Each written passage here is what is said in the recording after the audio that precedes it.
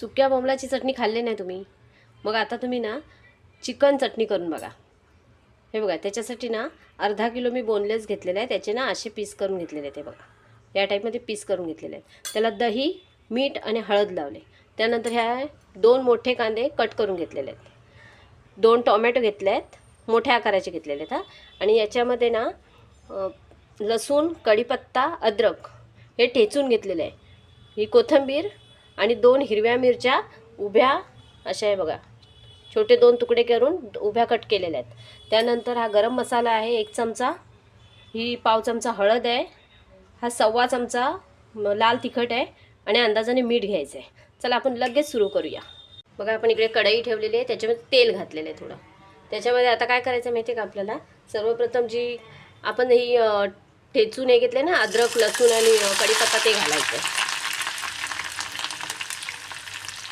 ते घातलं, त्यानंतर मिरची घालायची, मी कट करून घेतलेली आहे ना ती मिरची घातली।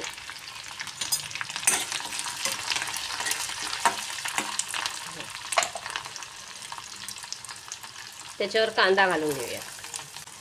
कांद्याचा जरा कलर बदलला ना की त्यानंतर त्याच्यामध्ये आपल्याला टोमॅटो घालायचा आहे।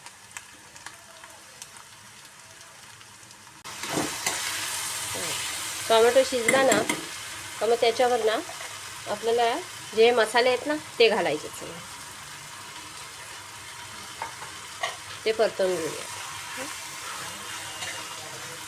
आता त्यावर ना जे हे चिकन आपण करून दही वगैरे लावून ठेवलं ना ते घालूयात आणि ते परतवून घेऊयात। बघा, आपलं छान परतवून झालेलं आहे।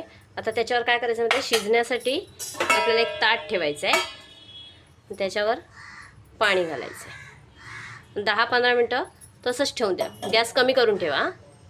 चला आपण झाकण काढून बघूया। मी त्याच्यावरती ना कोथिंबीर टाकली आहे, मी तुम्हाला ना व्हिडिओ करायला विसरले। हे बघा, ते राहून गेलं व्हिडिओ करायचे। छान अशा प्रकारे आपली चिकन चटणी रेडी आहे। तुम्हाला जर ही रेसिपी आवडली ना तर नक्की लाईक, शेअर आणि सबस्क्राईब करा।